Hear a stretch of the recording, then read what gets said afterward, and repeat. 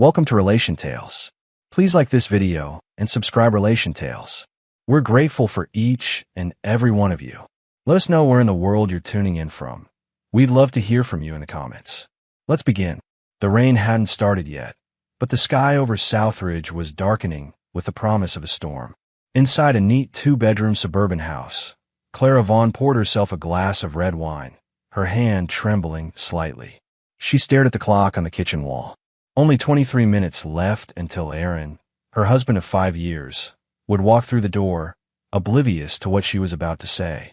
She was dressed differently than usual, not in her yoga pants and oversized hoodie, but in a sleeveless emerald green top that clung to her curves. Her makeup was subtle but striking. Clara wasn't trying to seduce Aaron tonight, just unsettle him. To test the waters of something she'd already convinced herself was empowering. Her friend Monica, bold and unapologetic, had been in her ear for months. "Clara, you've forgotten how to be desired. Marriage isn't a cage unless you let it be. Trust me, I've been down this road. A little bit of fire from someone else can bring your whole soul back to life." Clara had laughed at first, but the idea fermented over time, especially on those nights Aaron came home exhausted, collapsed on the couch, and barely noticed her. Was it fair? No. But fair wasn't what she craved anymore. She wanted excitement, attention, validation. And so, she planned this dinner carefully. Her lasagna, his favorite, was still in the oven. A bottle of imported Italian wine, chilled in a silver bucket. She wanted him calm, softened by familiarity, before she dropped the truth. Her phone buzzed. A message from Monica. "Monica, tonight's the night. Be the fire, not the ashes. He'll either bend or burn." Clara stared at those words.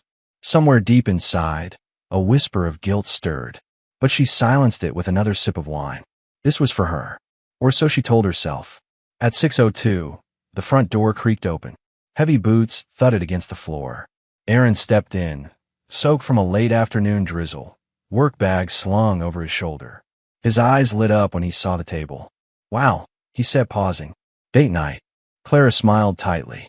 "Something like that." She handed him a glass of wine. He took it with a grateful nod, but looked at her more closely. "You okay?" "I will be," she replied, motioning him to sit. "Let's eat first." They ate mostly in silence. The food was good. The atmosphere strained. Finally, she exhaled and put her fork down. "Aaron, we need to talk." His shoulders tensed. "What's going on?" "I need something," Clara began, trying to keep her voice even. "Not from you, necessarily. From life. From myself."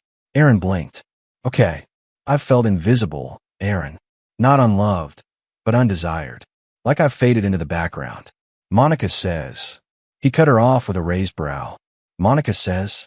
"Clara, that woman thinks Tinder is therapy. She reminded me that life is short," Clara went on, ignoring the jab. "So I've made a decision. For a short while, just a couple of months, I want to try something new." Aaron's expression changed. He leaned back, eyes narrowing. "What kind of something?" Clara's throat tightened. "I want to date other people." His wine glass paused midair. "Are you asking for a divorce?" "No," she said quickly. "I want us to stay married. But openly. Temporarily." For a few seconds, Aaron just stared. No shouting. No slamming fists. Just silence. Then he nodded. Once. Slowly. "So, you want permission to be unfaithful?" She winced. "It's not about betrayal." "Don't insult me," he said calmly, placing the wine glass down. "Call it what it is." Clara's voice dropped to a whisper. "I need this for me." Aaron stood up. Not angrily, but something cold moved through his expression. "Then I'll move into the guest room tonight." "Wait, you're not even going to talk about it." "What's there to say? You've already made your decision." "I thought maybe you'd." "What? Compete?" he asked, a dark smile touching his lips. "You want to taste chaos? Don't expect me to just stand still in the storm." Without another word, he turned and walked down the hallway. The door closed behind him. Clara stood there alone, wine in hand, heart pounding, too stunned by his composure to realize what she'd just unleashed. And Aaron? He didn't slam the door, didn't cry. But inside, something broke, and something darker awakened. Clara didn't sleep that night.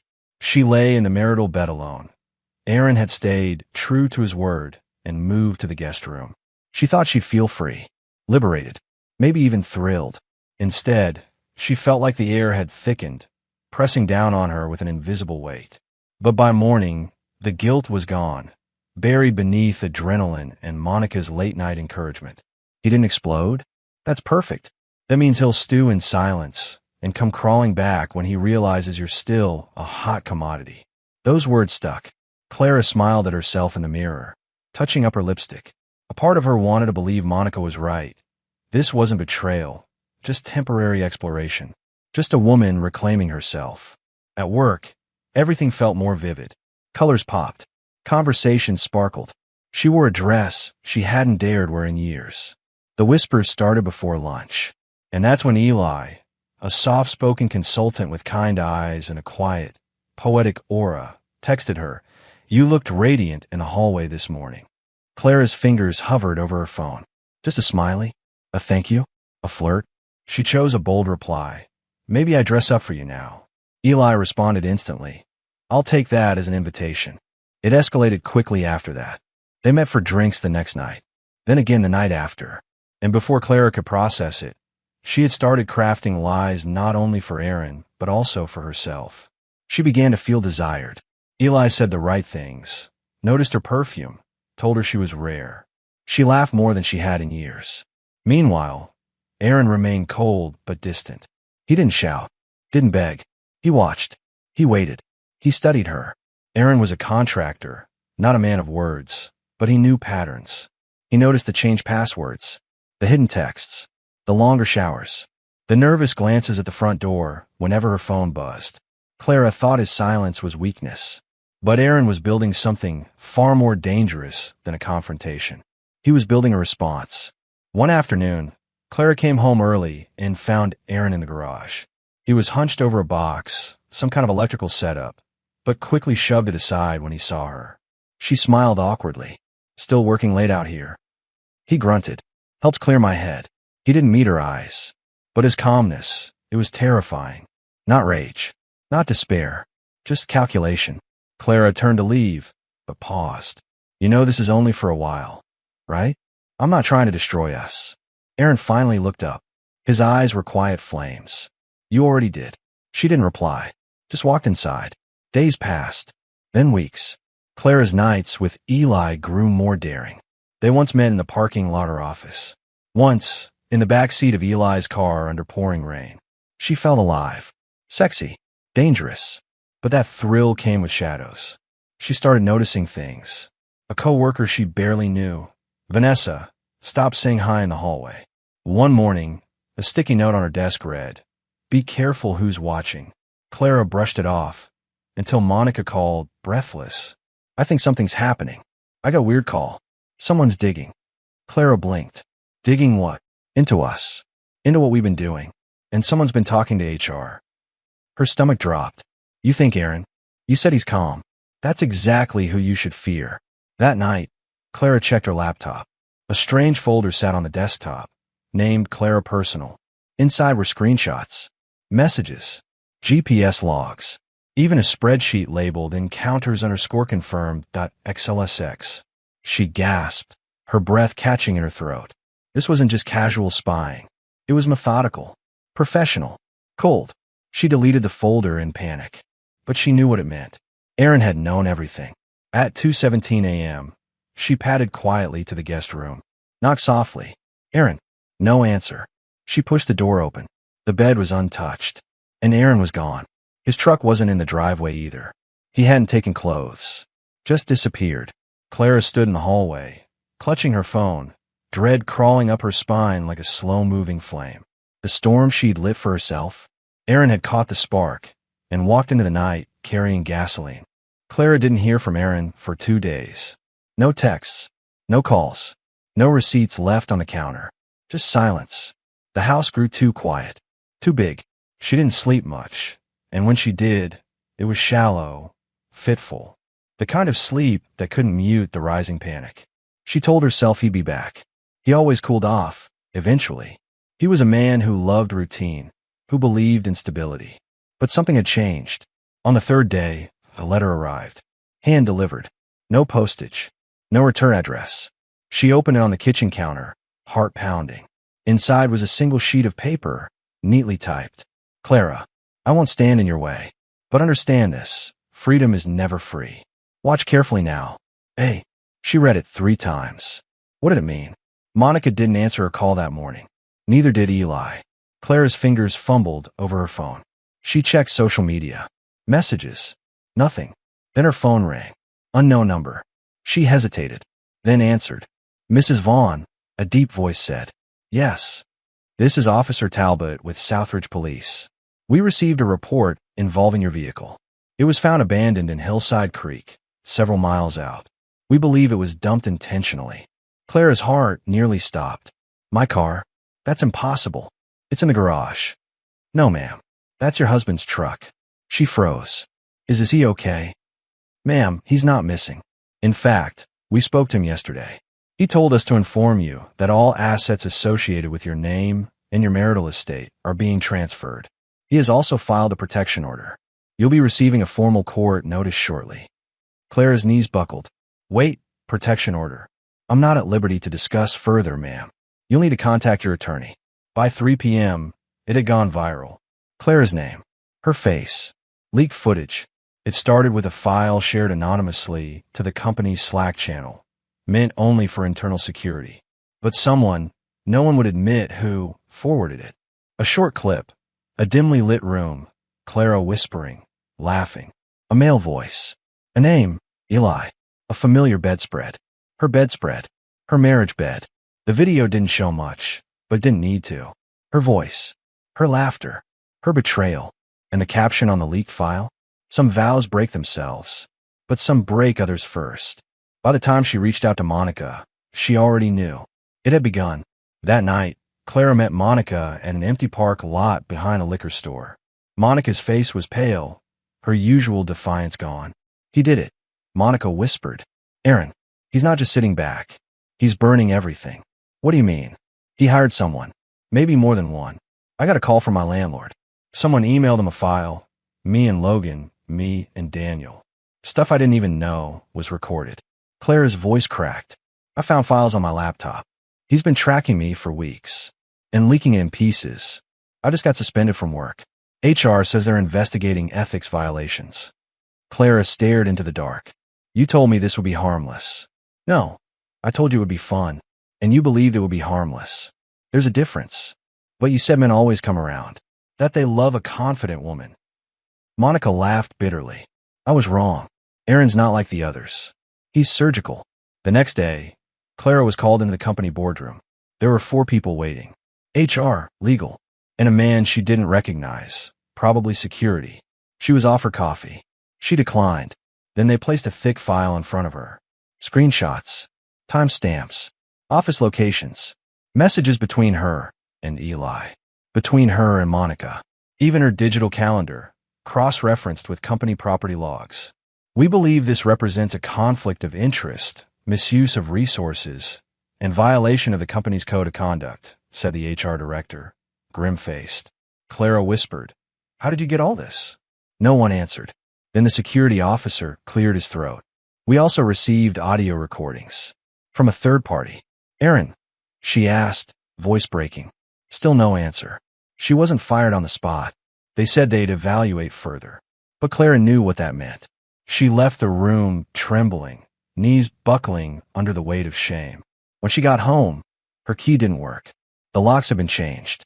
Her belongings? Already boxed on the porch. And taped to one of the boxes, another note. You lit the match. I simply watched it burn. Welcome to the freedom you wanted. She sank to her knees on the welcome mat, surrounded by everything she once called hers. Aaron wasn't cold anymore. He was strategic. And Clara finally realized revenge didn't always scream. Sometimes it just quietly documented. Clara had never felt cold like this before. Not even in winter. Not the kind of cold that chills your skin. This was deeper. This was the kind of cold that settled in your chest, carved out your stomach, and filled the space where your pride used to be. The boxes on the porch weren't just items. They were artifacts, evidence of everything she had once built, and everything Aaron had quietly dismantled with clinical precision. She took the boxes to Monica's apartment. Monica barely spoke as Clara paced the floor. Have you spoken to Eli? Clara asked. Monica didn't look up. His wife kicked him out. You didn't know he was married. Clara's heart stopped. He told me. He said they were separated. Monica finally met her eyes. Yeah, that's what men say when they want what they can't keep. Within days, Clara's reputation was not just damaged, it was publicly shredded. Screenshots of her flirty messages were on social media, anonymous pages, likely fed by Aaron's subtle network of revenge. But he never commented, never posted anything himself. Instead, he let the world talk. So she cheated and expected applause? Imagine doing all that and then crying on TikTok. How does it feel to lose a man you didn't think was worth keeping? The digital pitchforks came fast. Clara tried to post a video to defend herself. She made it 2 minutes before the comments overwhelmed her. Aaron had never raised his voice, never threatened her. He didn't have to. He weaponized silence. Then came the legal documents. Divorce proceedings, fast-tracked. Aaron's lawyer, Talia Rourke, had a reputation in the city. Ice-cold, ruthless, elegant. The kind of woman who didn't blink when dishing out ruin. Clara sat across from her in the mediation room, visibly shaking. You are entitled to nothing, Talia said without raising her voice. No home, no car, no spousal support. We have recordings, witnesses, a timeline, and most importantly, intent. Clara's voice cracked. But we were still married. He never told me to stop. Talia's eyes glinted. He gave you the rope, Ms. Vaughn. You chose to tie the knot. The hearing was short. The judge barely looked at Clara. Aaron didn't speak once. The evidence did all the talking. Texts, hotel logs, photos, security footage. And a single damning statement Aaron had prepared in silence. He stood, calm and unreadable. My wife didn't cheat on me. She abandoned the marriage. She wanted freedom. I gave it to her. But she also gave me clarity. I didn't lose a wife. I lost someone who never planned to stay. The courtroom was still. Clara looked up at him. His face was carved in stone. Not angry, just finished. That hurt more than yelling ever could have. That night, Clara checked into a motel. Her phone buzzed. It was Monica. You okay? Clara stared at the screen. No, she wasn't okay. She had lost everything. Her marriage, her home, her job, her reputation. And yet, some twisted, stubborn part of her still blamed Monica. She typed a reply. You told me it would feel empowering. You said men crawl back. Mine burned the bridge. No reply. Monica was probably dealing with her own fallout. Rumors said her husband was suing for full custody. Logan, the office fling, had moved cities overnight. It was as if every man they'd touched had been booby-trapped. Clara couldn't sleep. She kept rereading Aaron's final note. You lit the match. I simply watched it burn. It repeated in her mind like a drumbeat. She tried to drink the memory away. But the worst part, Aaron never gloated. He never once messaged her to say I told you so. Because he didn't need to. He had already won. But revenge is strange echoes. And sometimes, even the victor leaves a door open. Clara stared at the motel ceiling, the flickering light bulb above her casting shadows that danced like ghosts. Each second felt like penance. Her days blurred, job rejections, online shame, whispers in grocery stores. She had become that woman. The headline, the cautionary tale. And Aaron, he had vanished into a life she could no longer see. Rumors said he moved to a different town, that he started his own contracting firm. Some even whispered he was dating again. She didn't believe it, couldn't, because part of her still held onto a threadbare fantasy that there was still something left between them. A crack in the wall he'd built so high and strong. But reality was louder than hope. 2 months later, Clara stood in a job interview for a receptionist position at a dental office. The manager's smile was tight.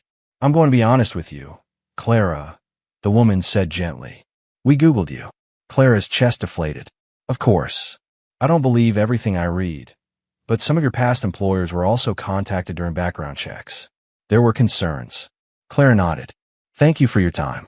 Broke, alone, and mentally crumbling, Clara found herself walking the neighborhood where she and Aaron once lived. The house had been sold. It looked different now.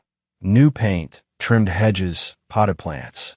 Like it had been cleansed of her presence. But it wasn't the house she was looking for. It was closure. She never got it.